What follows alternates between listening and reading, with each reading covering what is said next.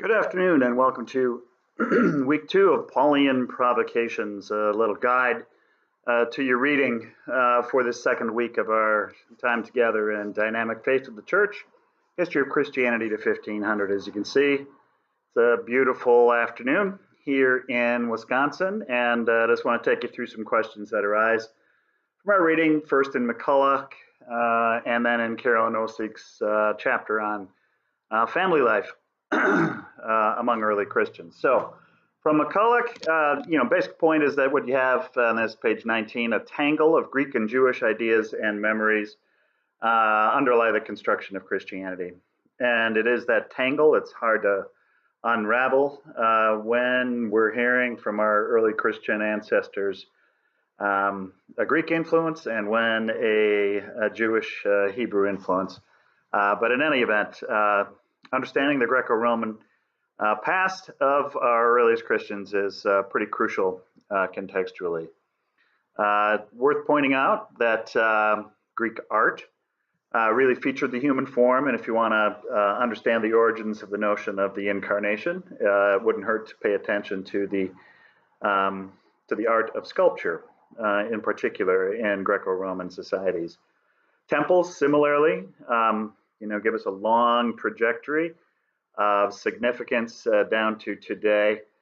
Temples, of course, housing a particular god, one of the members of the pantheon, and really serving as a center for a polis, for a city as well.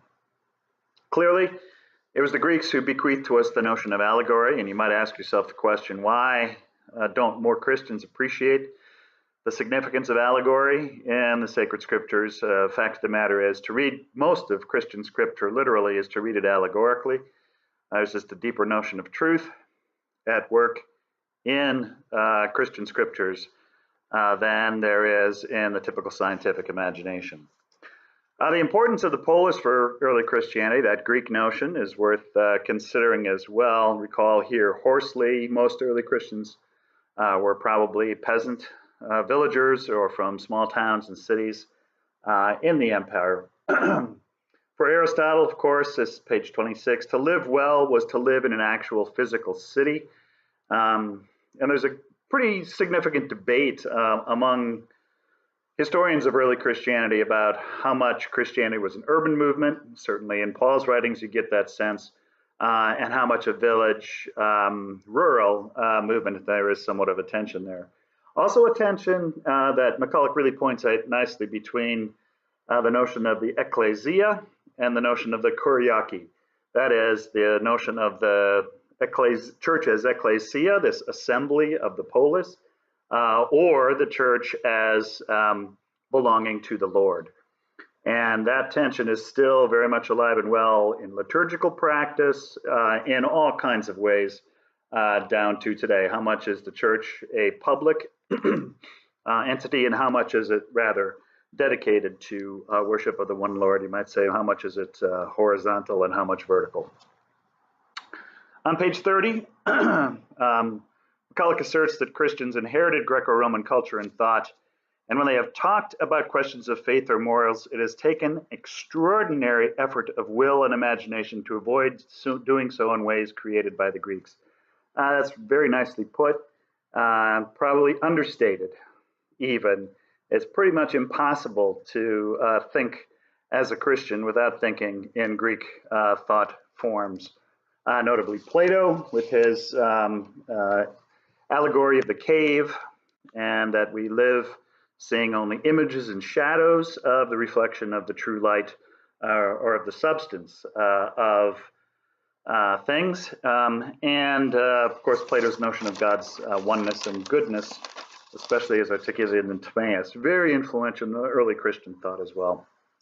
A couple other things to consider, kind of by way of tangents, the role of drama. The fact that Euripides and Aristophanes and some amazing writers bequeathed to the earliest Christians this legacy of drama, which of course emerged out of ritual and then also informed ritual as well. As anyone who has led a congregation knows, there is a serious performative element to every act of worship that you ignore at your peril. Historia, that is the emergence of history as a discipline and as something that early Christians certainly learned from and imitated in some ways in the Gospels, in that distinctive form, is worth considering as well. What's the long legacy of historical writing in the origins of Christianity from the Greeks and down to today? Page 42, MacCulloch asked a pretty important question, namely, why did Roman influence last? So many empires came and went. Rome lasted until 1453 in the Byzantine Empire, and that's important to consider. You might find interesting that what MacCulloch points to, and I think accurately, is that the Romans changed the Greek emphasis on exclusiveness. That is, the Greeks identified everybody else as barbaroi, barbarians, and the Romans didn't have that either-or distinction. MacCulloch puts it that there wasn't a sense of racial exclusiveness on the part of the Romans, and it was precisely because of this adaptability and refusal to create either-ors along the lines of race and culture that Roman society, Roman culture, which of course brought it into it many ideas and practices from the Greeks, endured. Finally, from MacCulloch, page 45, it's important to consider the amalgam of the political and the divine in the era of the Roman Empire. Certainly, Augustus initiated this, and ever since, an emperor incarnated the divine. Of course, Christians scandalously assert the same about Jesus the Christ, eventually coming to call him the incarnate one. So the question is Christianity an imperial religion? And how different is the incarnation of Jesus from the incarnation of the divine in the emperors? Finally, if you're a Monty Python fan like I am, you might ask the question, what have the Romans ever done for us? And I'll post a little video from the life of Brian pointing out how significant that legacy is in early Christianity. And it's just a fun satire as well. All right, turning to Osiek then, and her chapter on the family life of early Christians. She reaffirms what Horsley saw, that most Christians, early Christians, were poor, coming from villages, towns, cities, as well, living in usually brutal conditions, very close quarters with next to no privacy. I think that's important to point out when we're talking about public theology. It's worth considering that there really was no other kind possible in the Roman Empire for the earliest Christians.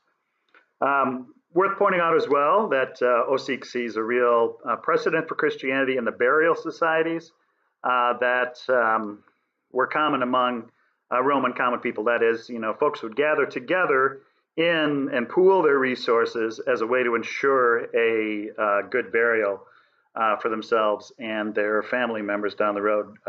And you can see conceivably an analogy, or at least an influence to the origin of Christianity, and certainly in the Christian emphasis on death, and that emerged quite early in the tradition.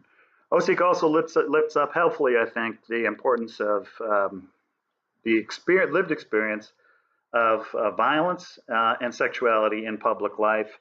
There are some really significant implications for Christian practice when you take that into consideration.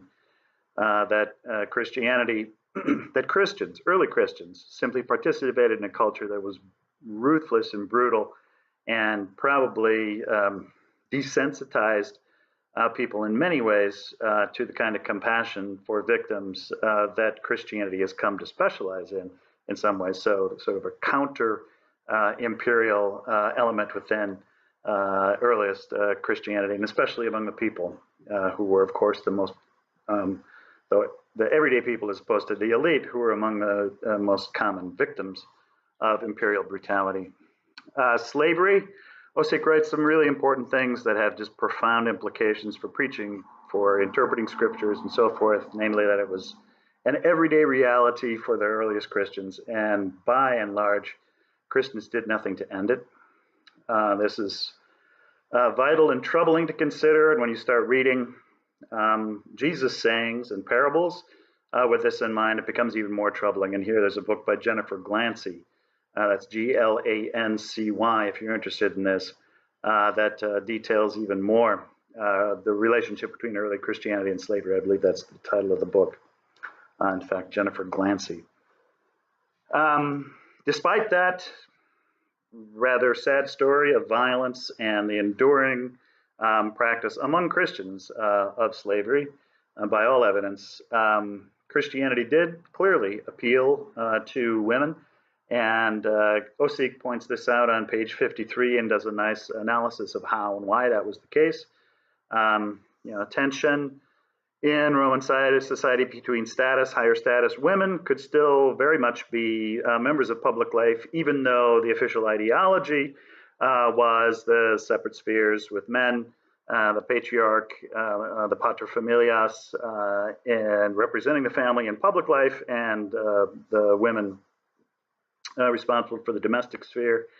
So the ideology didn't hold status trump gender, Osiek says, and that seems to be pretty evident. And then Christianity added on to that flexibility a greater egalitarianism, hardly the sort of egalitarianism or gender fluidity that we can see as a cause of justice today, but certainly in contrast to early or to Hellenistic practices. Christianity created an opening and helped pave the way for the kind of egalitarianism that today, in my estimation, is the vision of Christian ethics and teaching on gender and sexuality. Complicating that as well is the honor-shame dichotomy and the deeply embedded notions of honor and shame connected to notions of public and private, male and female, slave and free, and so forth in early Christianity. So pay attention to that. And finally, check out the story of the Shepherd of Hermas. I'll post a link to the actual document. It's well worth reading. Osiek puts it well, saying that things aren't well in either Hermas's family or in his church, and in that sense, it's an illuminating look at some of the struggles that our early Christian ancestors had, and in that sense, perhaps can strengthen us for whatever struggles we face as well. So happy reading. I hope I posed more questions than I provided answers. That's kind of the point of these Paulian provocations. It's to get you thinking as you work your way through the reading and prepare to do your reading response paper, which is about Christianity and empire. So thanks much. Hope you're having a great week, and I look forward to reading your responses, seeing your videos shortly. Take care. Bye.